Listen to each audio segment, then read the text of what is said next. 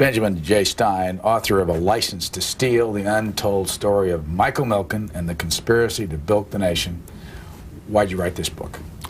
Well, I had been studying this subject for 5 or 6 years. It struck me as a scandalously bad scam, and it struck me that no one had told the story. I had told the story in bits and pieces and some overview in Barron's, but there was no book explaining what Milken had done wrong. That is, it was on everybody's mind and on everybody's tongue that he was a convicted junk bond swindler, but nobody exactly knew what he had done. And none of the books that had come out had really explained what he had done. So I thought it was worthwhile for the American people to know about the worst financial fraud in history, as far as I can tell. You opened the book by standing in a building not too far from here. Right, on Wilshire Boulevard in Rodeo, in the heart of Beverly Hills. And I went over there the day after Drexel declared bankruptcy, and I wanted to see the building. They wouldn't let me in, of course, and they still had the Drexel guards there. And a real estate agent that I knew took me around and showed me the property because they were trying to lease it. Milken owns the building, never one to waste a chance to make a few dollars. He wanted to lease out the space immediately, and I was shown around. It was a dismal sight. It was empty and barren, and a lot of the building had never even been finished. It was very, very valuable space, but they were making so much money off the junk bond racket that they hardly needed to worry about renting a few floors until the junk bond racket failed. One of the most amazing things that happened on that day was that one of the guards at the door was complaining bitterly to another guard and also to me that Milken himself had persuaded this guard to buy stock in First Executive, a Drexel captive insurance company, and the stock had just gone down to nothing, and the man had lost much of his life savings. And as he said to me, "Where's Mike now?" When did you first meet Mike Milken? I only met him once, although I have the feeling I'd seen him coming in and out of Morton's, but I only, which is a restaurant here, but I met him when I first moved to LA and I was working for Norman Lear. Drexel had an office down the hall at 1901 Avenue of the Stars, and I saw a sign on it. For a long time it didn't have any sign. Then it had a sign saying something like Drexel, Burnham, Lambert, High Yield Securities. I had a tiny amount of savings, and I thought, gee, I'd like to get a high yield. So I went in there. I told them, which was truthful, that I wrote occasionally for the Wall Street Journal and that I was also interested in this subject. And they showed me around a little bit, and then Milken came out and started to explain about them. And the explanation was extremely unconvincing. But frankly, I put it out of mind for at least 10 years. I mean, it didn't really occur to me that this explanation had been so unconvincing, and it didn't occur to me that this was connected in some way with the essential fraud of the entire scheme. You point out in your book, which was, when was the last word written? Of the book? Yeah. Oh, maybe 4 or 5 months ago. As you read through the book, I saw you keep anticipating that by the time this book comes out in early '93, he may be free. Yeah, he's out. Were you sure that he was going to be free at that time? Oh, yeah. Oh, sure. Because, first of all, the judge had reduced his sentence from 10 years to 2 years. I think that was unfortunate on her part, but she had done so. And I knew that he wouldn't serve even the full 2 years. I mean, the guy is just so wired, it's impossible for him to ever be the subject of justice in the way that anybody else would. So I anticipated that he would be out. In fact, I anticipated that he would be out before now. I had anticipated he would get out at Thanksgiving. Why did you feel so strongly about this? Well, I feel very badly when people steal huge sums of money from ordinary citizens or take them unethically. It's a society which is built on trust. I write about this a lot. It's real important to me. It seems to me what differentiates America from other countries is essentially we are a society of laws. We believe we have laws that govern the rich, the middle class, and the poor, blacks and whites, Jews and Gentiles. And this was a case in which a whole alternative financial empire had been created in defiance of law, in defiance of economics, in defiance of all the principles that make this country great. And on top of that, this empire had co-opted some of the most important commentators and academics in the field and had them say that this man was doing great things when he was really running a gigantic fraud. And this was, I thought, an extremely unfortunate event to have happen and did not go commented upon. I mean, the Milken fraud represents a titanic failure of public policy, a titanic failure of law enforcement, a titanic failure of ethics, a titanic failure of journalism, of academic probity. And as far as I could tell, no one was summarizing it and putting it all together. And yet it was an enormous story. It seems to me it is by far the biggest financial story, private financial story, that there's ever been in America. And it was not getting out, except in Barron's. What is Barron's? Barron's is a weekly financial magazine, and a very, very wonderful one. It's edited by a great man named Alan Abelson and edited by another great man named Jim Marr. Who owns it? It's owned by Dow Jones. Who reads it? It's read by several 100,000 people who really care about finance. The joke around Barron's is it's read by the retired accountant with $5 million to invest, but it's read by actually a great many people who have money to invest. Barron's, if I may make this plug for them, since they've been very nice to me, although I'm a freelancer, I don't work for them. Barron's, as far as I know, is the only magazine published for the investor as opposed to the people who sell investments. The other financial magazines, which shall be nameless, I think exist mainly as platforms for the touting of the sale of investments, whereas Barron's really cares about the investor. How long did Mike Milken spend in jail? 22 months. How long? Which I figure is about 1 month for every billion that his firm unethically took from American savers and taxpayers. What jail was he in?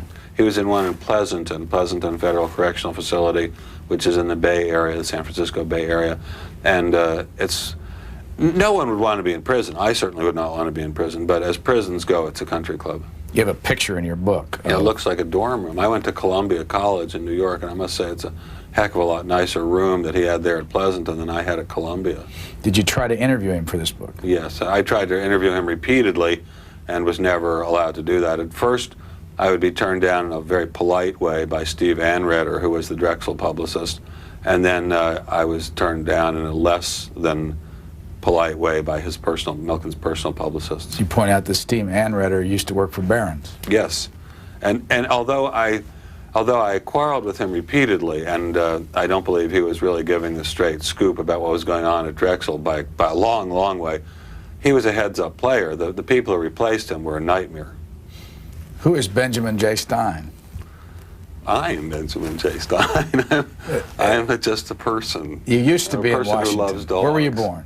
I was born in Washington, D.C., your nation's capital. Grew up in the suburbs in Silver Spring, Maryland, a wonderful place which I visit frequently. Went to a wonderful high school there, Montgomery Blair, which I go to all the reunions of, even though I have to fly there from California. And went to Columbia in New York, and then to Yale Law School. I was there roughly the same time as Bill Clinton, and at exactly the same time for 1 year as Hillary Rodham Clinton. Do you know them? Well, I met her. I don't think I've ever met him. I've met her. She was a very shy, quiet little student when she was at Yale, but obviously she had a dynamic personality waiting to come out. What did you do after Yale? Well, I was a poverty lawyer for the Office of Legal Services of the Office of Economic Opportunity, where I actually worked with some interesting people. Terry Lenzner, who later became a lawyer for Milken, and a very capable, aggressive, hard-working fellow named Mickey Cantor, who's become a big, gigantic Democratic powerhouse and is now going to be special trade representative. And then I worked as a lawyer at the Federal Trade Commission, trial lawyer. That was a very hard job. It really gave me a taste for how dangerous over-regulation is. Then I worked as a teacher at American University in Washington, D.C. Fabulous job. It was a fabulous job. Worked as a teacher at UC Santa Cruz, which is the most beautiful town in America, and I considered myself, if that was the only thing I'd ever done in my life, I would consider it a gift from God. It was just magnificent. Then I was a speechwriter for President Nixon, and then briefly for President Ford. That was a great job. Whatever anyone may say about the Nixon people, they were, to me, the nicest people I've ever worked with in my life. Then I worked with and for Bob Bartley as a columnist and editorial writer at the Wall Street Journal editorial page. I'm a great, great fan of Bob Bartley. I don't think he got this story about Milken quite right, but he really deserves a lot of kudos from the American people for some of his accomplishments in preserving freedom.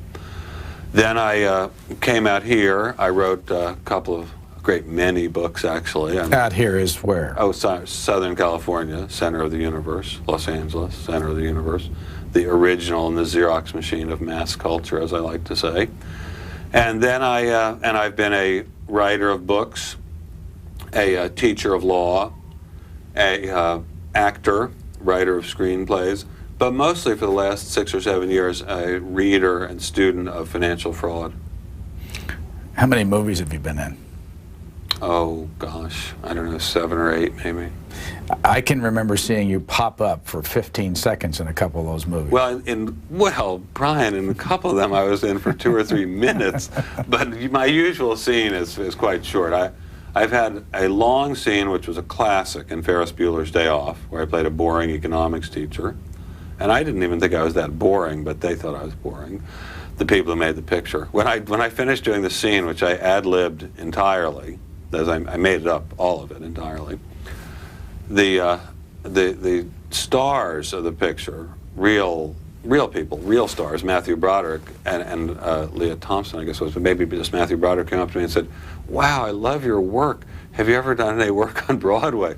Well, that was the first time I'd ever done any real work except for a few seconds in another movie. And the idea of calling acting work just amazes me, because it's like calling, I don't know what it would be called. It would be like calling sex work. It would be like calling eating a fabulous piece of tuna fillet work. I mean, acting is God's gift. Acting is bliss. Reading about junk bond default rates, reading long tomes about junk bond default rates, that's work.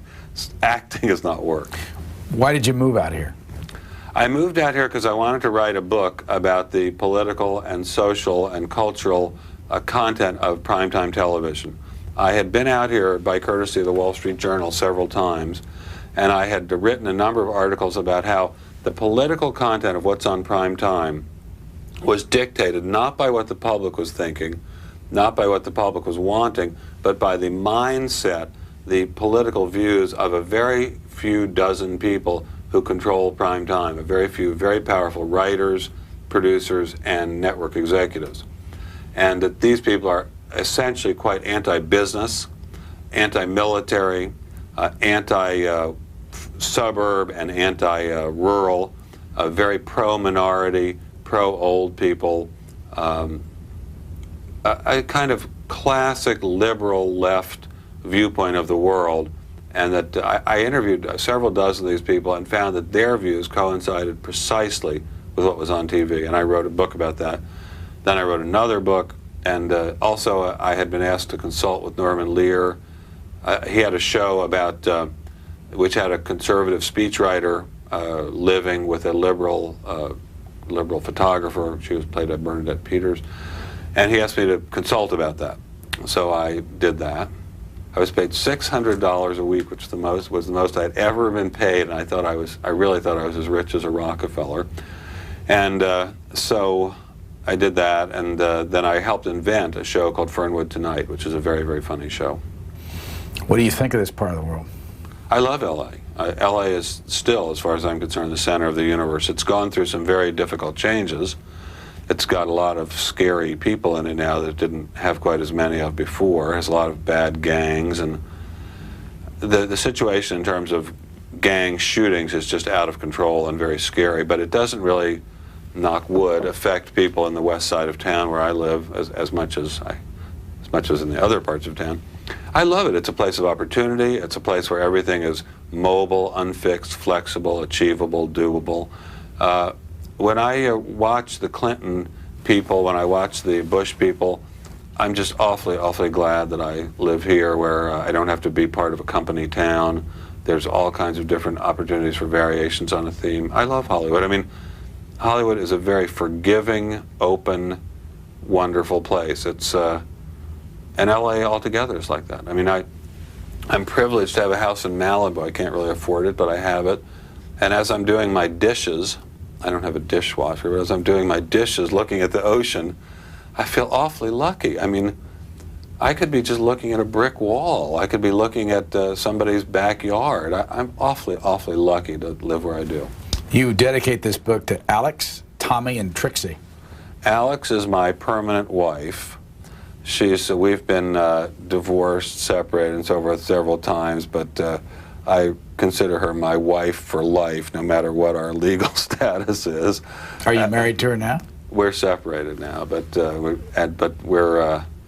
at one time executed a holistic a holistic divorce, which he just wrote out. We were divorced, but I intend to be in one guise or another married to her for all eternity, not just for this lifetime, but for all eternity. And Tommy is my son, the world's cutest human. He's 5 years old. He's the world's cutest human. And Trixie is my dog. How long have you been married to Alex? Well, off and on since 1968. It's sometimes off, sometimes on. Now, you know that when you say these kind of things that people want to know, what's this all about? I mean, off and on, up and down, but you're going to be married to her for eternity. What's the, where'd you meet her? I have not been legally married to her since we were married, divorced, remarried, then separated for quite a long time. And how many times have you been married to her and divorced? Twice. But I intend to be married to her when I die, at the time I die, whenever that is, God willing, and I intend to spend eternity with her. Where'd you meet her? I met her at the State Department at a party, a junior Foreign Service Officers Ball on July 4th, 1966, and I'd never seen anyone so beautiful in my entire life. I was with a date, a girl who was a very, very fine woman, actually a high honcho of the Clinton regime at this point, and a very, very fine human being, but I saw this woman across the room with a fellow who's also kind of a high Clintonite type now that I think of it. And I just had never seen anyone like her. I thought, this girl is fantastically beautiful.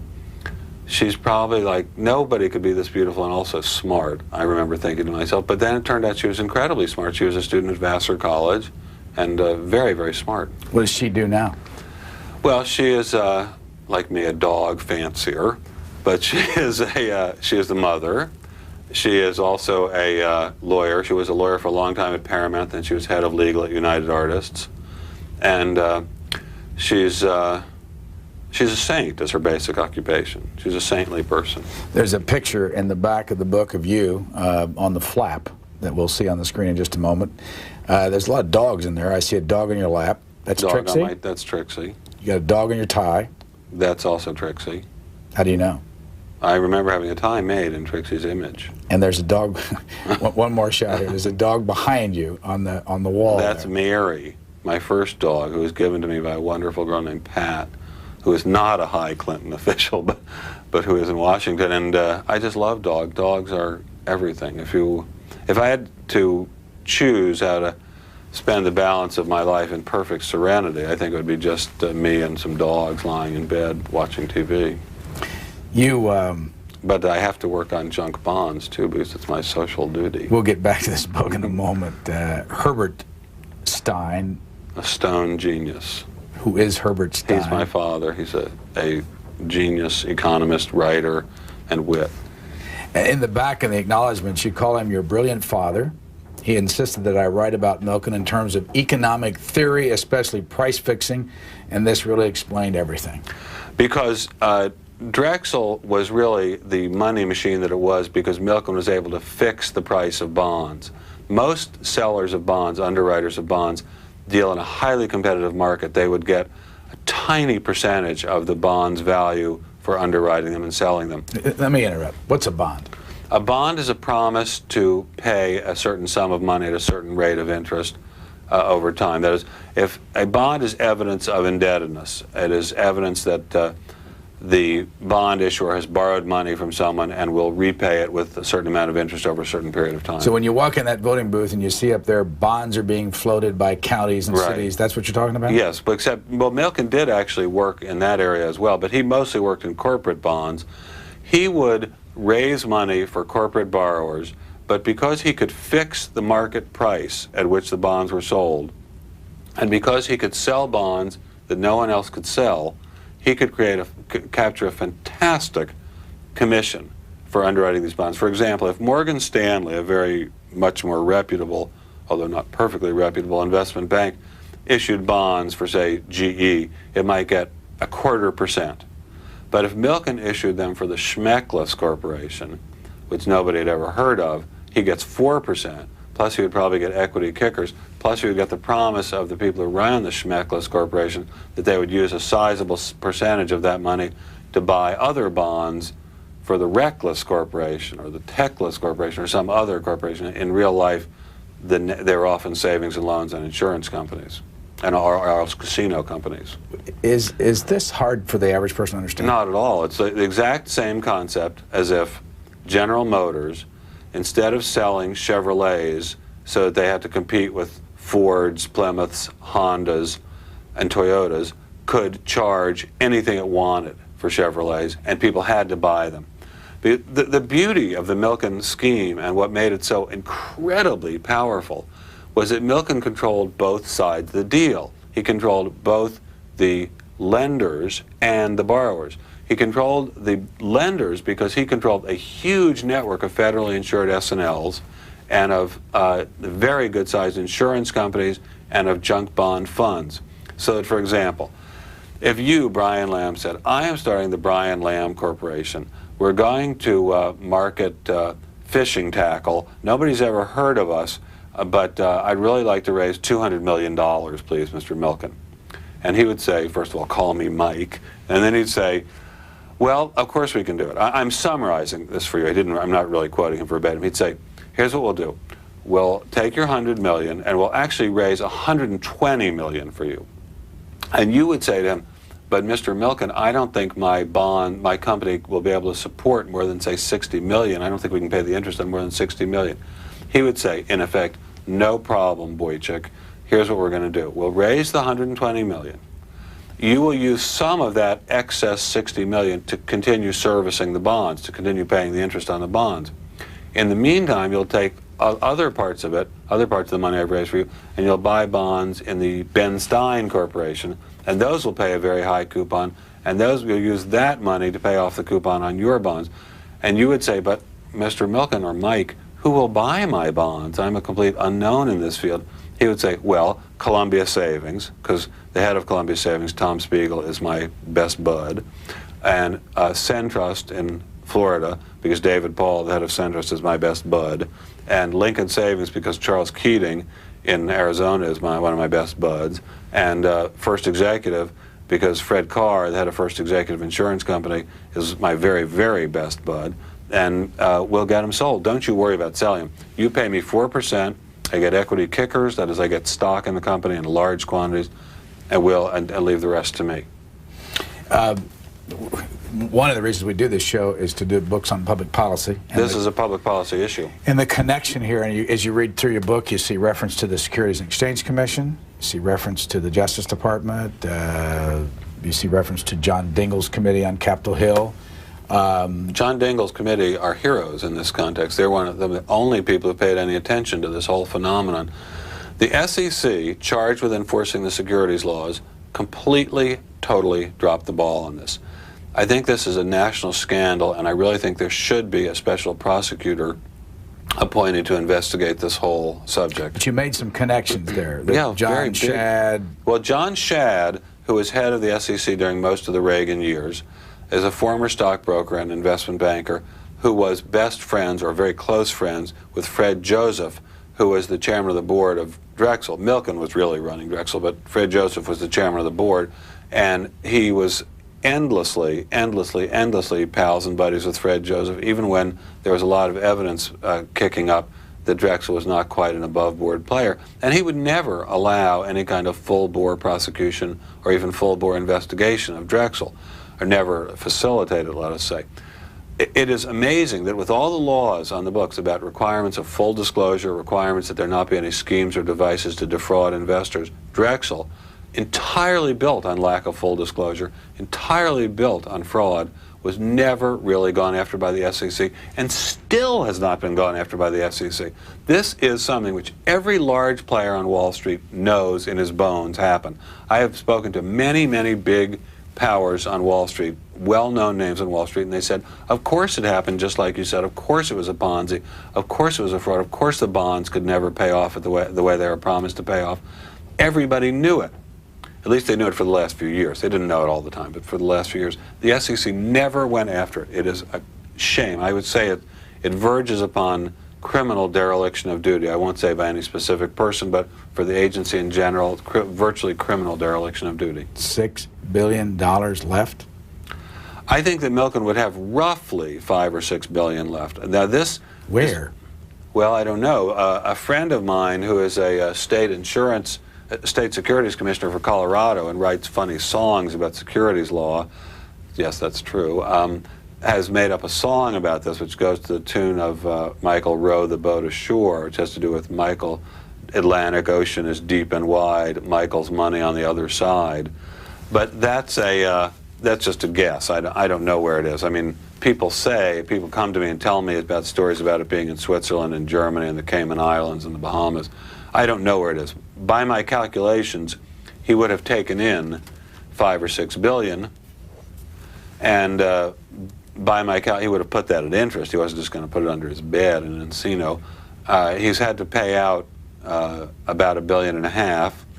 In the meantime, he's earned money, interest on that other money, and he's had very, very large legal and public relations fees. But he would still have several billion left, I think. It's hard to imagine he would have less than that left. You mentioned Bob Bartley, the editor of the Wall Street Journal, runs the editorial page. You say a lot of nice things about him in here, but you say he missed it on this whole story, and you name a lot of other journalists that missed it. Anybody get it? Well, there was a journalist at the San Diego Union who got it. Nobody's ever heard of him, but he got it. What's his name? I don't even remember his name. Michael Thomas, a very, very smart guy who writes for the New York Observer and who writes books, got it. He didn't get it in detail, but he certainly got that it was a scam. He's a terribly important observer of the financial scene. My father and I got it, and a number of people on Wall Street and a number of lawyers in the field got it. But as far as I'm aware, the financial journalism community completely missed it. And it's really very unfortunate. Some of the big, big names in financial journalism at the New York Times just completely missed it. It's really unfortunate. And the LA Times, which should have been all over this, because after all it happened in LA, just never had a clue. I mean, they had one or two halfway decent stories about the size of the secret Milken partnerships, but they never really had a clue. How many people were affected? How many people lost money? Everyone in America lost money because except for the inside players, except for a few hundred or 1,000 inside players, everyone lost money because 55 Drexel-controlled or influenced S&Ls failed, seized by the RTC. The loss to the taxpayers in making up the losses to the depositors was in excess of $10 billion, or at least roughly. Might have been slightly more. Might have been somewhat substantially more. But the taxpayers have to eat that loss. They have to pay for it. So every taxpayer has to cough up some money for that. Then there are the people whose pensions were invested in milk and junk. They lost a lot of money.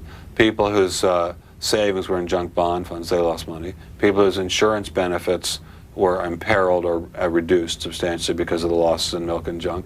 Lots and lots of people lost money.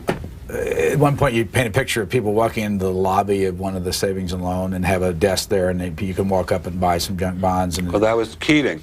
Charles Keating had a gig where in the last stages of his empire, when he had lost so much money in Drexel junk and in bad real estate, and he was desperately short of money, he concocted a scheme to sell junk bonds directly, not through brokers, not even through Drexel, to his own depositors. And when his elderly depositors would come in and try to renew their certificates of deposit, he would have salesmen and saleswomen who would say to them, buy our American Continental Corporation debentures instead. They pay much more interest and they're just as safe as federally insured deposits.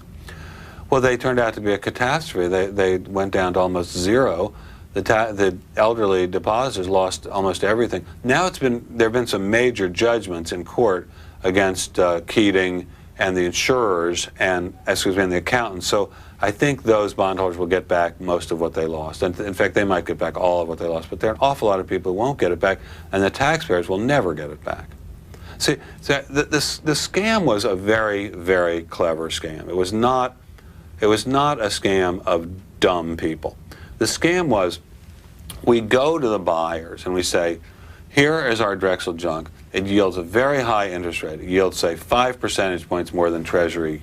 And the buyer, if he's not totally bribed to insensitivity, says, or to insensibility, says, but aren't they called junk for a reason? Don't they default fairly often? And he said, yes, they default more than Treasuries, which don't default ever. But, at least not so far, knock wood, but he said, they'll default at a rate so low that the amount of interest that I pay you, that excess interest, will more than offset the losses on default.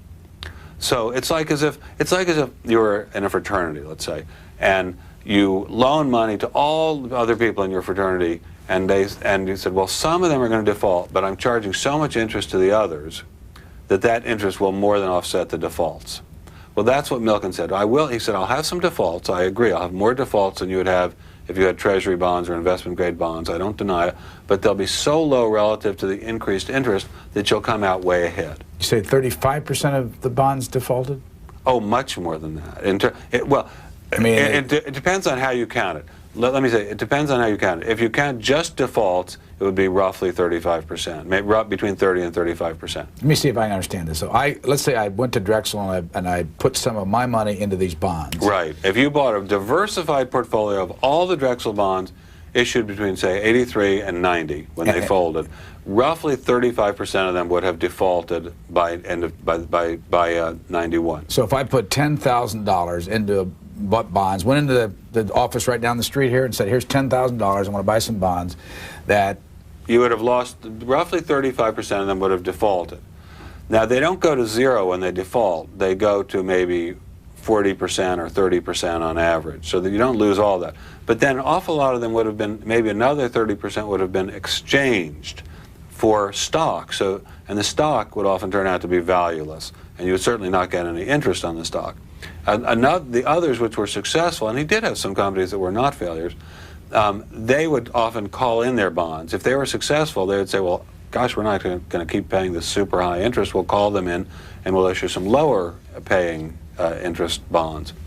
So lower interest paying bonds. So if you bought a huge diversified portfolio of milk and junk, you would not come out ahead, in fact, but because of the defaults and exchanges and calls, you would come out way behind where you would have come out had you bought other kinds of bonds. So what happened was the Milken people bought these bonds, like First Executive or Lincoln Savings, SunTrust, Mutual Benefit, Ben Franklin Savings, Santa Barbara Savings, all over the country. City Fed in New Jersey, just all over the country. And they have in their portfolio, say, $100 million worth of bonds, of Drexel bonds, or $1 billion worth. Average interest rate 14%. So they're booking these huge amounts of interest payments as income, but they're not setting up any kind of reserve for defaults. Had they set up appropriate reserves for defaults, they would have shown very low earnings, but they would not have defaulted. It's the equivalent. It's the equivalent of a person who's earning money all his life, earning money, spending every penny, not putting aside any reserve for the fact that at some point he'll probably retire, not work, and have to have some money. Essentially, the Milken captive buyers, the S&Ls, the insurers, the junk bond funds were doing that. They were booking this huge amount of income, but not taking reserves for the defaults, which were rolling in, rolling in, rolling in. They would take charges, some of them, for unrealized losses, but they would not take them as deductions against income. It was fantastic accounting fraud. I know that sounds boring, I'm sorry.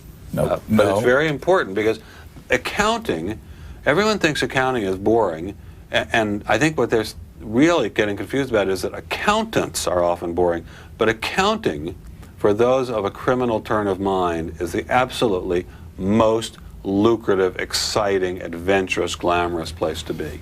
When you look at again the structure of government, you also talked about the government accounting office, that General Accounting Office, the so-called watchdog agency of Congress, which was so captured by Milken. It was amazing. They were like the government agency equivalent of Patricia Hearst. I mean, turning into an actual fighter for the Symbionese Liberation Army. I mean, they were supposed to be supervising the Federal Deposit Insurance Fund. They came out in 1989 with a report endorsing the purchase and holding of junk bonds by federally insured S&Ls. They used only Drexel-supplied, Drexel-endorsed, Drexel-affiliated experts for their report. Did not do any independent investigation of their own, of default rates. And when, a year later, 11 of the 12 S&Ls they cited as examples, as great examples of junk bond holding S&Ls, had failed, and I spoke to the author of the report, he said he wouldn't change a thing. Can this all happen again?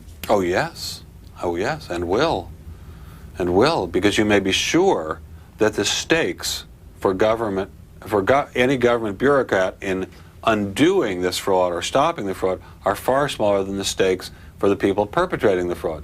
Now, Milton Friedman, a solid genius guy for his mathematical work on monetarism and other things, also has a very wonderful theory of how government and influence on government works. And it is that the smaller the number of people trying to influence the government policy, the greater effect they will have, because the results will be so large for each individual person that he or she will exert enormously more effort than the large group of people who are more or less indifferent, and that would include government bureaucrats. The GS-14, who is supposed to be watching what Milken's doing, gets what's a GS-14? It's a government pay grade.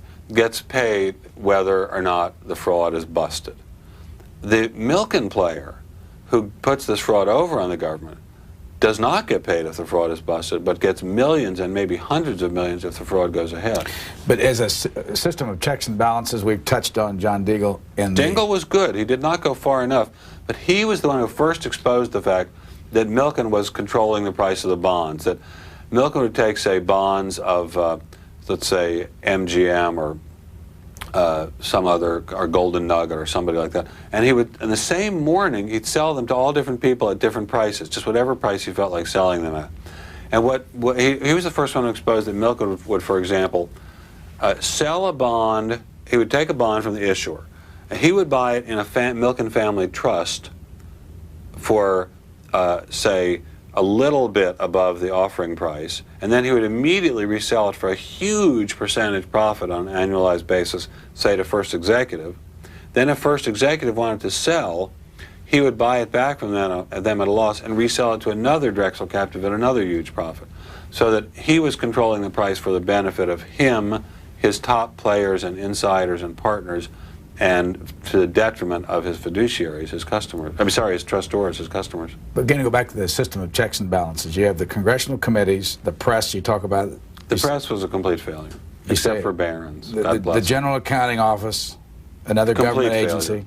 The Securities and Exchange Commission. An almost complete failure. They did eventually indict Milken on 98 felony counts, but they were, I have to say, the Milken people always say, well, these were trivial counts, and I have to say, compared with what he really did, they were trivial. But in the end, you give credit to a college professor. Business school professor, Professor Asquith, who was then at Harvard and is now at MIT, who did the studies, their first studies that showed that the Drexel junk was defaulting at a much higher rate than Drexel had claimed. Much, much, much higher rate. Drexel had its own captive academics who would put out these studies using all kinds of very questionable methodology about the default rates. He was the first one who applied appropriate methodology, got it publicized adequately, and really, I think, put the nails in the coffin. Go back to the acknowledgments. We started with your father, who you give a lot of credit to. Then you mentioned your mother. My mother's an Mildred economist, Stein. too. Also very, very smart, and very, very, very smart and very witty as well. What did she do for your book? She read it, and she was very skeptical of it. I have to say, her skepticism about my view of it prompted me to do a great deal more research and thinking about the entire template than I might otherwise have done. In the end, was she for you on this thing? Oh, she's very much for me. But she thinks this is okay. Well, I mean, she wishes I had been a doctor, so she'd still rather I was a doctor, but she's very proud of this book. What does she do for a living?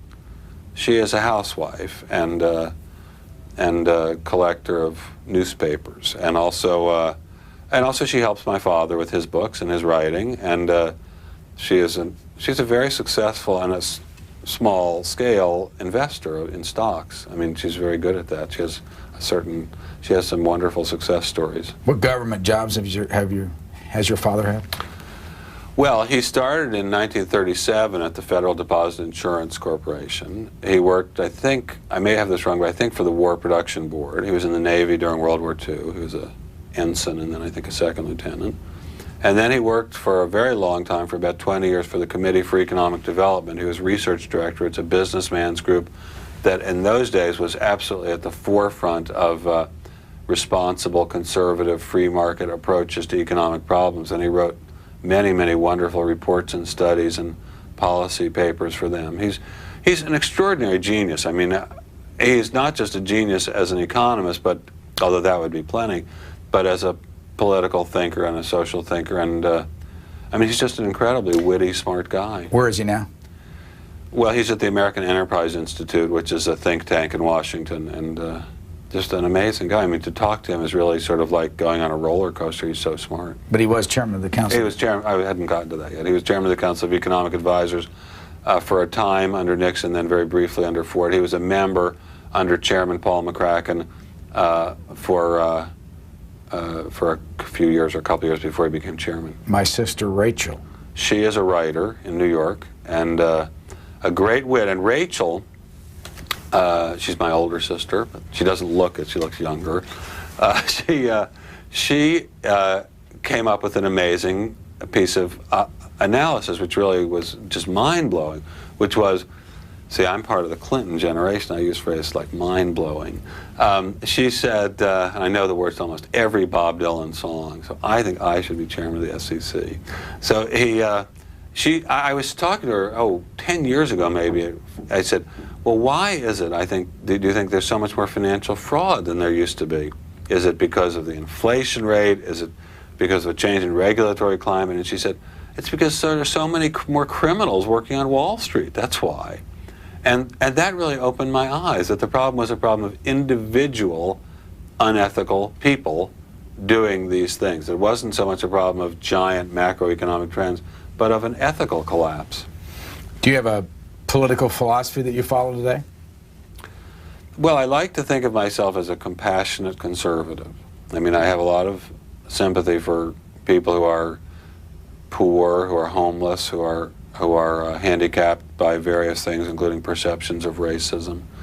And I do think that the country spends much too little on the least fortunate among us, and I think too much is spent by the most fortunate among us, and an awful lot of the money that goes for very fancy cars and for beautiful homes and for plastic surgery would be better off, frankly, being taken by the government and used to improve education and health care and drug rehabilitation and law enforcement for poor people. I think this country spends much too little on maintaining itself as a society. Confused a little bit when I hear you talk about, you wrote the book about Hollywood and the politics out here and what they're giving us on television, yet you stay here, you live it, you're in the movies, you consider yourself a compassionate conservative, but does your ideology track with most of the people that live here? No, not. It tracks, I think, with most of the people who live here, at least a lot of them. It doesn't track with many of the people in the entertainment business, but the people in the entertainment business are pretty, they're very ideologically monolithic, or tend to be anyway, but they also tend to have a certain amount of tolerance for the occasional eccentric like yours truly who comes along and pitches things. I've had really, I think, considering the fact that I am, I think, probably the only person who likes Nixon in the entire Writers Guild, I think I've had some extraordinary successes here as a writer and provider of ideas to Hollywood. And I will say that I don't think I'm ever going to be in the Hollywood inner circle for a lot of reasons, some of which are ideological. But Hollywood is a generous, open-minded place in many ways, at least it has been to me. I mean, it could have been more so, but overall it's been very good to me. You mentioned before we went on the other people don't drink much here. Well, yeah, I was comparing it with Washington, where I grew up and where I often visit, and with New York. It never fails to amaze me when I go out to lunch with people in New York and they have a drink or a couple of drinks at lunch. That's unheard of in Hollywood. It's not done. It just isn't done. It's not that it occasionally happens. It never happens.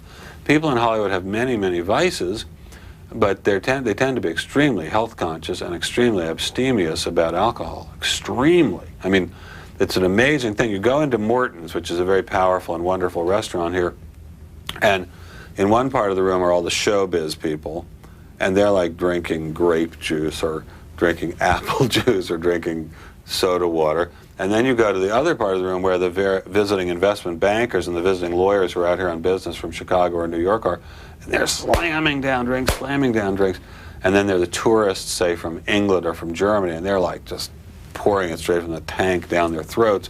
And the people in Hollywood are just sitting there. And you can always tell the people from Hollywood don't drink and they don't smoke. They're abstemious. They're health conscious. They want to live forever. You ever want to come back to Washington? I'd really love to come back to Washington. If I could live there and live so I could see my parents every day, I would love that a lot. And see my old friends from high school, I would love that a lot. But I do love my acting. I go back there quite a lot, and I think I will get an apartment there if income permits, so that I can just spend more time. I love being around my parents. They're very, very smart, funny people. Why do you love the acting? Well, I, for most of my life, was not paid to be me. I essentially just act as me. I mean, I can't play Hamlet. I don't expect to ever play Hamlet. I don't expect to ever play a paratrooper or a cowboy. But I never got paid to be me before. I got paid to do work. But they pay me, not very much, but enough, to be me. That's a fantastic gig. You work with very friendly, nice people. There's never such a thing as people being in a bad mood on the set. You usually have a lot of attention paid to. You have somebody doing your hair, obviously not a big thing in my case. Have somebody doing your makeup, your wardrobe. It's just friendly. It's like being at camp. It's like being at summer camp, a particularly cheerful one, or being in a very large, friendly family, only you get paid for it. I hate to leave the set. I mean, doing this work was interesting and challenging and hard work, and it's my life. I dream about it almost every night. But acting is just a gift. Acting is just bliss. In this book, you talk about being roughed up by the PR machine of Michael Milken.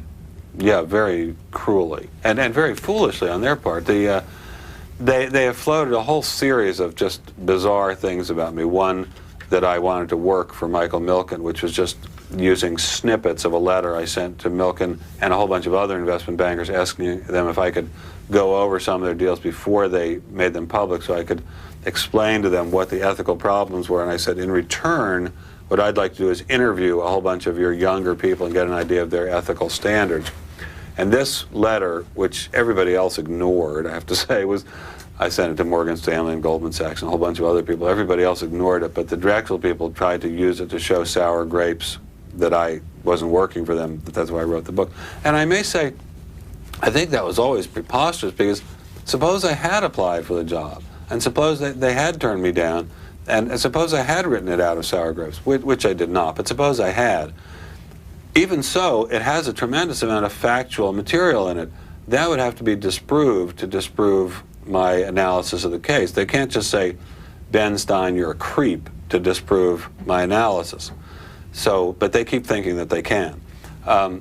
Then they picked up a bizarre story of me being a potential airplane hijacker, just an incredible story, so crazy that it's hard to even conceive of, and they floated that around. Where'd that come from? Well, it came from an incident in which we used to have a vacation house in Santa Cruz, and there had been prowlers in the neighborhood, and I was shipping a gun up to Santa Cruz to keep in my house. And I had a big argument with them at the airport about how the means of shipping the gun and so forth. But it was an unloaded gun, and I mean, nobody ever thought it was for hijacking. It was an issue of how the gun should be shipped. But it was but a preposterous sort of series of allegations. Then, because I had written an article in the New York Times op-ed page about why I didn't think former President Bush, should use Halcyon, powerful sleeping pill that he was reported to have used, and I said I had been prescribed it and I had found it a very, very dangerous drug. Others, of course, like it, but I had found it a very dangerous drug. I said I didn't think the president should be using it. They picked that up to say that I'm a drug addict. One of Milken's lawyers was on a radio talk show not long ago saying that I was a drug addict just because of that. And very mean remarks about my wife, which I don't want to even repeat on the air, but just absolutely unfounded, totally made up, cruel remarks. But you did write about those things in the book, about your wife. Well taken point. Okay, well, I will say then that they misquote a woman with whom I was once in litigation, a famous comedian named Joan Rivers, to the effect that my wife was a lesbian, which is a totally made-up, untrue comment. I have nothing whatsoever against lesbians, and they're very, very productive members of this Hollywood community. But I don't. But the idea that my wife was ever one is just unbelievably wrong, and just was a device to try to upset and smear me. It's an amazing thing. I have written hundreds of thousands, by this point maybe 1 million words about Drexel. Very, very detailed stuff about bond default rates, about rates of default offset by yields on bonds. I've never, ever, once gotten a factual rebuttal from the Milken PR machine. All I've gotten is ad hominem smears from the PR machine and from the legal machine. But the article you did write about Joan Rivers, that Right. turned into a lawsuit? Right. Well, that was a terrible mistake on my part. I should never have written it. But I was, as is in deposition, so I don't think I'm sharing confidence, I was told a story by several different people about a whole bunch of very witty, funny things Joan Rivers had said at a memorial shiva for her departed husband in the late 80s. And I wrote them up under a pseudonym in GQ. I was asked to write about them. I said I thought they should have somebody else write, and they said, well, you just write about it under a pseudonym. And what's GQ? GQ is a magazine, a very popular slick sheet magazine, in large part about men's fashions, but it's about a lot of things. What was your pseudonym in that? Remember? You know something? I think it was Bert Hacker, a name some real person actually has, and I read it and I was terribly amused by it. And but I thought actually the remarks were quite funny and didn't show her as doing anything but being funny and witty, which she is obviously a very witty woman. Let me She sued over it, and she sued for libel. I think I should just finish this one thing, which is she dropped the suit after not very long, apologized to me for even questioning my honesty and integrity, also apologized to GQ. Somehow that part of her apologizing for questioning my honesty and integrity never gets picked up by the Milken people. The part that she sued me gets picked up. The fact that she dropped it doesn't somehow get picked up. Let me just throw one other thing in there. She now today has a gossip program on the USA Network where they sit around and just talk about gossip. It's hard for probably some people to understand what's going on in a town like this. Well, you write an I article, she sues you. Well, because it is my belief that she sued me largely as a publicity stunt. Her career was in trouble at that time. She wanted to make herself look sympathetic. She got on TV and cried. She did look sympathetic, and frankly, I regret having written the article because it got me into a lot of hot water with people who don't understand about humor or about libel law. But one of the defenses we actually produced to the court, and this is in public papers as well, is that she was libel-proof because in this area, because we had said no more than she had a devilishly sharp wit, and that since she had earned a very lavish living for many years having a devilishly sharp wit, especially making fun of family members in her act, she could not then sue saying, Joan Rivers, you have a very sharp wit and you make fun of family members.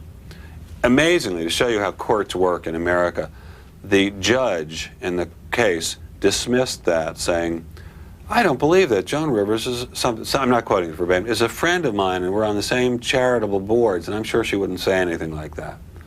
This is a judge. So beware of being in court altogether is my humble thought about all this. You mentioned earlier in this talk that a lot of your old colleagues are now in the Clinton administration. Evaluate that administration. Well, he's obviously a terribly smart guy. The wife is obviously terribly smart. I think he's got a fairly high-powered group of people around him. I think it's disgraceful that Ron Brown was appointed with so little thought about his connections and the kind of people he works for, and I think the kind of man he is. But I think he's terribly smart and means well, and my thought for us Republicans is we shouldn't start sniping at him right away. Just let's give him a little chance to see if he can do something. We have real problems in this country. It's a cinch that we Republicans have not solved them. It's a cinch that a lot of them have gotten worse while we Republicans were in office. So I think it is not unreasonable to give the Democrats a little bit of room to try out their solutions and see if they work. I mean, it's obviously not true that Republicans and conservatives have all the answers. Maybe the Democrats do have some answers. Let's hope it works. Assess the impact this town, Hollywood, movies, television programs are having on the country. Well, I think they generally speaking have, I think generally speaking, TV has a questionable effect because it distracts people from reading, studying, being with their family, learning human skills of communication and compassion. It's sort of like, what would you think would happen to a country in which people, instead of spending time with their family instead of learning to read, instead of learning about the wider world through reading, instead of taking care of their children, are glued to a television screen. Obviously, by its very nature, television has a kind of questionable impact. I think TV promotes some very good values. I think TV is extremely pro-family. Extremely. There's no other medium that's ever endorsed the family unit, however constituted, and the idea of love and nurture of those within it anywhere near as much as TV has. Excuse me, I think TV is very much pro-integrity and honesty. It really slams people who don't have good morals. It's very anti-business and teaches that business is corrupt and difficult. Unfortunately, that's often very largely true, especially in finance. I don't think it's as true in other areas as it is in finance.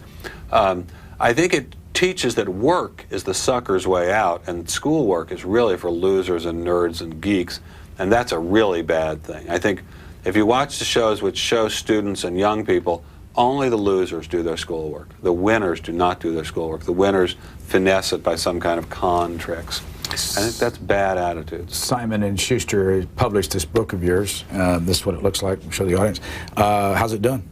It's doing pretty well. I mean, it's not a raging bestseller, but it's doing pretty well. When it gets out into the new bookstores, people buy it and learn from it. And I think it's for it's a 2-hour or 3-hour read for a decent reader. You really get a whole new idea of how American finance and business runs, and about gigantic failures in American life. Have you heard from the Milken organization since you published this book?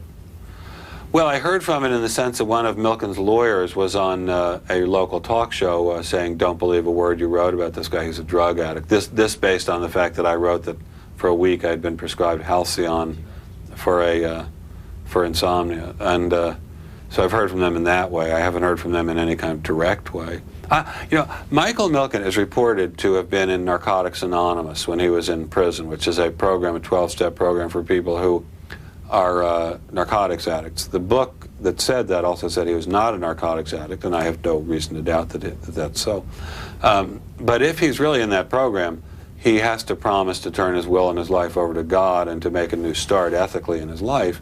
And it may well be that he has. I would question that based upon the work that his publicists his lawyer recently did on me, but I hope and pray that that's true. He's obviously a man of great ability, obviously a very persuasive man. It's obvious the government isn't going to go after him in any serious way. The RTC did sue him, alleging a conspiracy almost identical to what I describe in the book, and he settled for $900 million. But I think if he can change and pull himself together, he's going to be a real local asset for us here in Southern California. 2 quick questions. The 6 or 7 movies you're in, which one did you get the most reaction from? Ferris Bueller's Day Off by far. 2nd, Honeymoon in Vegas. 3rd, Soap Dish. Next book for you? Next book is a book about financial misconduct in just as a general thing. It's for the 20th Century Fund, and I'm very close to being done with it. This is what the book looks like. It's called A License to Steal by Benjamin J. Stein, all about Mike Milken. Thank you very much for joining us. Thank you very, very much.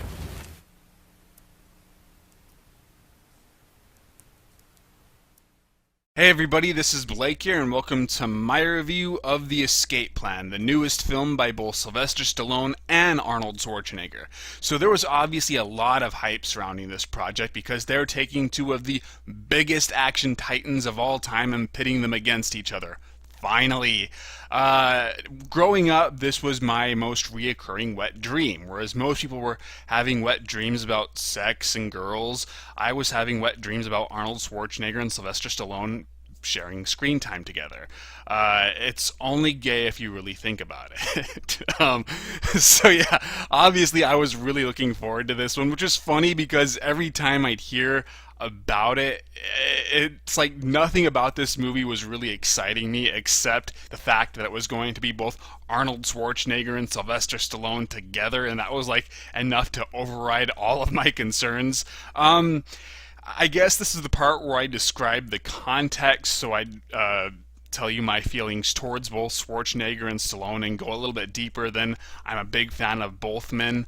But there's really not a whole lot to say beyond that. I noticed that as a kid, I think I preferred Schwarzenegger's films by a large margin. Anytime I tried to watch First Blood or Rocky, I'd be so bored out of my mind. I'd much rather watch Commando or Predator or Jingle All the Way. Probably shouldn't say that out loud. See, as a kid, I did not dislike any of Arnold Schwarzenegger's films, and the only movies of his that I've yet to see are Red Sonja and Hercules in New York. I have not seen those two films, but I've seen all of his other flicks as a kid, and I never saw any of them as bad. Now, granted, the only one I've revisited in recent times that is considered bad by the majority of the audiences is Batman and Robin, which, yes, was bad. But as a kid, I didn't really think about that. I just enjoyed anything, I guess. But Arnold Schwarzenegger's sense of humor, the cheesy one-liners, the over-the-top action sequences and larger-than-life persona, it just appealed to my sensibilities at the time. But as I grew older and a little bit more mature, I began to prefer Stallone's flicks. You obviously had the normal classics like, Rocky and First Blood, and they deserve all the acclaim they get. Then you have other ones like Cliffhanger, which I think are just as phenomenal. But then you also have some of the guilty pleasures like Cobra. I love Cobra, but it's like it's a perfect marriage between campy and dark and edgy that it just something about it really just appealed to my current sensibilities. And I guess beyond that, why did I prefer Stallone a little bit more?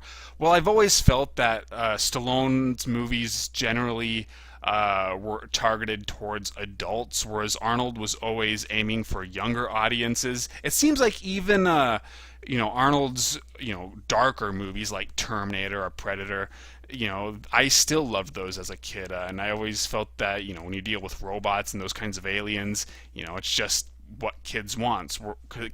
Whereas it seems like Stallone's movies were a little bit more introspective and I don't know. As a kid, I tried to watch Cobra once and I couldn't really get into it. But as an adult, I love it. So it's just interesting how my tastes have shifted. But I'd still call myself a big Arnold and Stallone fan.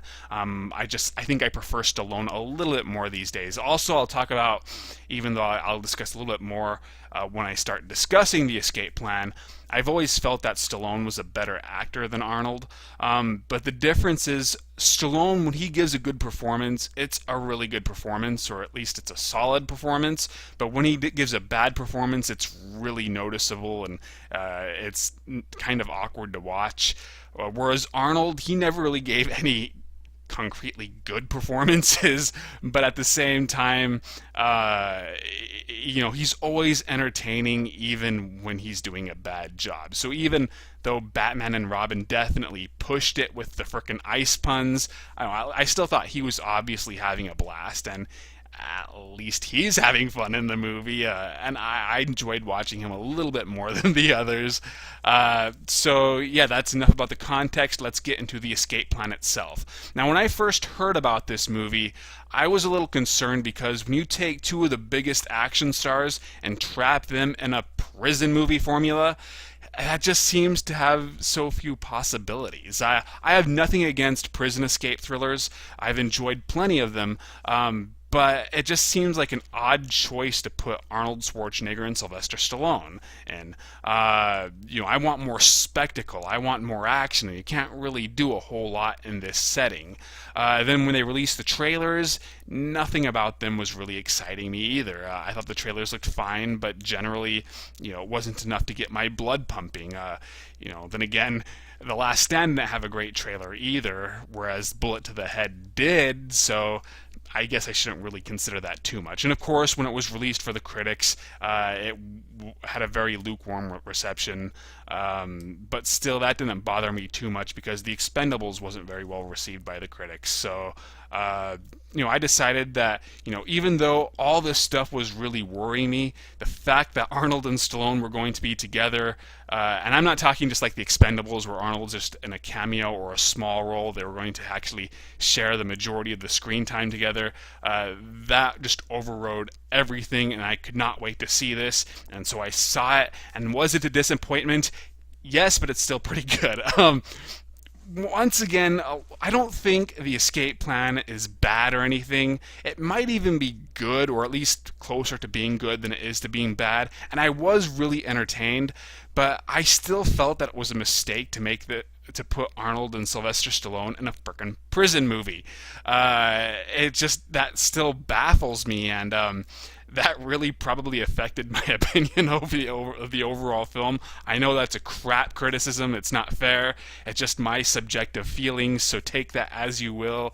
But in itself, I think it is a pretty good movie. So this is going to be a little difficult to review, though, because I have a lot of bad things I could say and not as many good things, but it's like the good things are more important than the bad things, so I think it's overall a much more enjoyable experience, but I'm afraid that I'm either going to sound too positive or too negative. So hopefully I could deliver my points in a coherent manner, and you could understand everything I'm trying to say. So, well, first off, in terms of the action, just as I suspected, there isn't a whole lot of it.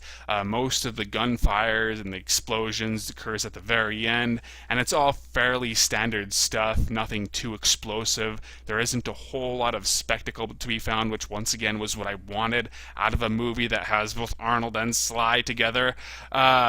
But none of it is bad. Luckily, I think if you just take it as a prison thriller, it is actually a very enjoyable and fast-paced movie. It's about 2 hours long, but I never became bored. I never became agitated. At no point did I feel it was lagging or spending too much time on something. I was just as entertained in the last 20 minutes as I was in the first 20 minutes, and I was very entertained in those first 20 minutes. So that's a good thing.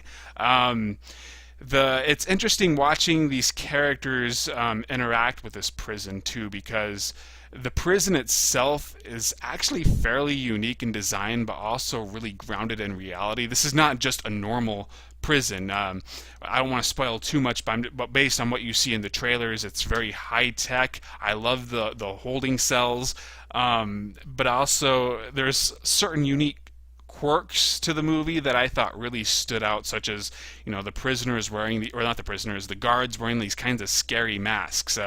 Besides being kind of creepy and not something you see every day in a prison flick, there's also a practical reason for it, in that it becomes really difficult to tell who is who, and you can't really map out patterns that you could exploit when trying to escape this prison. And that was what I thought was really interesting, is seeing Stallone, who actually thinks of his character is thinking of these real clever and inspired ideas as to how to escape the prison.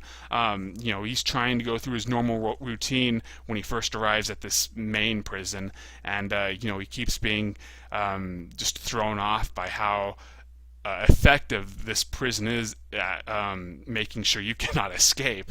But at the same time, he soon learns to adapt, and seeing him make up these plans and then executing these plans, complete with stumbling blocks and close calls, it's very compelling and very exciting. So that made up for the lack of action, in my opinion. Of course, the big thing is, how fun is it to see Stallone and Schwarzenegger together? Well, for one, I was a little disappointed that this really wasn't... I guess I was expecting a film where they shared the screen time, or not, shared the main character status, sort of like Butch Cassidy and the Sundance Kid, for example, or even they could have done something like The Forbidden Kingdom, where you have a main character who's not the two big stars, but they are able to balance all their screen time around this character.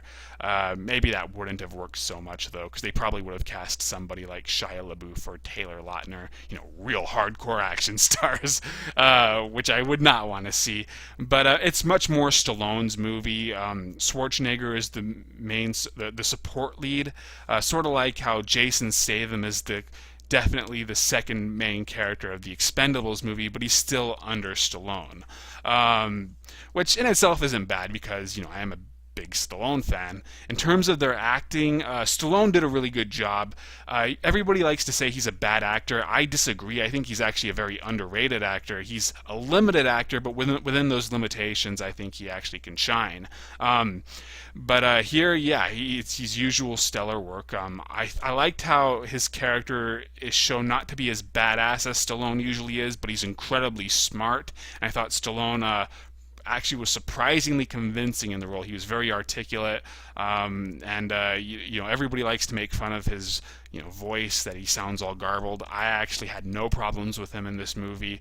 Everything he said sounded very clear, but there's a lot of acting in his character. He's a lot more introspective than Schwarzenegger is in general. Like, there's a lot of acting with his eyes, since he can't really do too much with his face, and to me that is a very effective way to convey a character, and Stallone did a great job. Schwarzenegger is a little bit more difficult to pin down because he's toning down his usual strengths. Usually he's much more larger than life in terms of his personality. He's very charismatic, and here you get some of that, but for the most part I felt that he was kind of using Stallone's style of acting, where he is much more low-key than usual, and luckily his dialogue delivery has improved a lot since The Last Stand, where he was a little rusty, and I'm not just referring to his accent or his voice. I've always felt that his characters probably spoke English as a second language, but I'm talking like in The Last Stand he had moments where it seemed like he was just reciting his lines out loud. There wasn't a whole lot of emotion, or the emotions that were coming out sounded odd, but here he was much more consistent, and he did a good job. And just watching him and Stallone together is great. It's enough. It's really worth seeing The Escape Plan for, just for that.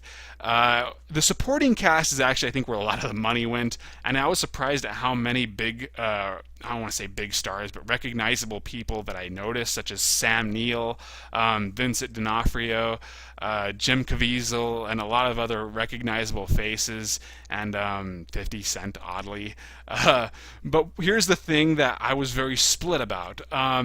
All these characters are incredibly interesting. The actors portray them very well, and I like how even minor characters have interesting quirks, such as Vincent D'Onofrio's character is, he's constantly, he seems like kind of a germaphobe, like he's constantly wiping his hands. I like that kind of stuff, but at the same time, the film is so successful when it comes to making its supporting cast interesting that you want more of them, and it becomes more jarring when they have a very limited amount of screen time. Even 50 Cent's character, they kind of set him up as if he's going to be very important, but he never really becomes that important. My personal favorite was Jim Caviezel as the villain. I even thought he stole the show from both Arnold and Sly. He's just so cold, and it's an interesting mix of creepy, yet cold, and almost scientific, yet all around he's just a character that you love to hate, and he was awesome in my opinion. I loved him in this movie. One thing I did feel is that the film thinks it has a stronger plot than it really does. There's some twists that are supposed to be like, oh crap, but instead they're just so underdeveloped that it's just like, eh. Like there's this big reveal involving one of the characters, I won't say who in case I'd accidentally spoil it, at the very end, and it's supposed to be like this big, oh wow moment, but it's not. It was just kind of lazily handled, and I was totally indifferent to much of the story, and various backstories of the characters didn't really, I don't know, stand out as they should have, because there's not a whole lot of build up to them, especially when it came to Stallone's backstory. It just kind of like, oh, okay, I guess he had to have something like that, but it just, the way it went down, I just thought it was more awkward than interesting. But I can't tell if this was written to be a Stallone and Sly, or a Stallone and Schwarzenegger vehicle, or if it was just a normal prison thriller that was converted into a Stallone and Schwarzenegger vehicle. If it's the latter, then this probably did have a much better script originally, but they had to maybe dumb it down in order to make it the proper Stallone and Schwarzenegger vehicle. If it was the opposite, then maybe they were a bit too ambitious and they bit off more than they can chew. But still, that never stopped The Escape Plan from being entertaining. One last thing I wanted to say. The attempts at having one-liners was stupid. There's some really funny parts. I liked, for example, the cheese gag. But like at the very end, Schwarzenegger has a classic one-liner moment, and the line itself is just very generic, and they try to make it sound awesome, but to me the line was just so mundane that it just didn't really work out.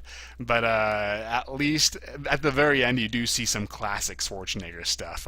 I loved when he wields that machine gun, so that was cool. But the escape plan isn't very memorable. It's not exceptional in any way. It's not going to go down as one of their better films. I'd say it's much better than Stallone's previous movie, which was A Bullet to the Head, which I just thought was mediocre, maybe even a little below average. But I think I preferred The Last Stand, Schwarzenegger's newest movie, prior to this, a little bit more. I thought that was just a little bit more entertaining. But The Escape Plan is a solid film, but it's not going to be considered one of their best flicks, in my opinion. So that's all I have. Would I recommend you see it in theaters?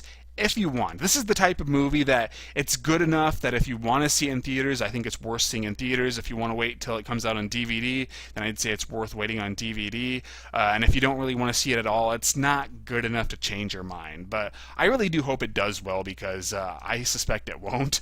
But I always worry that if something like this bombs, it might affect the future of the Expendables, and I want to see more and more Expendables movies. So hopefully it does okay. I did written reviews of everything except this. What did I do? Glimmerman, one of Steven Seagal's older movies. I Spit on Your Grave 2, and I think that's all I've done recently. So yeah, read those, please. Check out my Machete Kills review. And that's all I've got. I hope you enjoyed this video. I apologize if it was a little bit too long, but I'll see you guys later.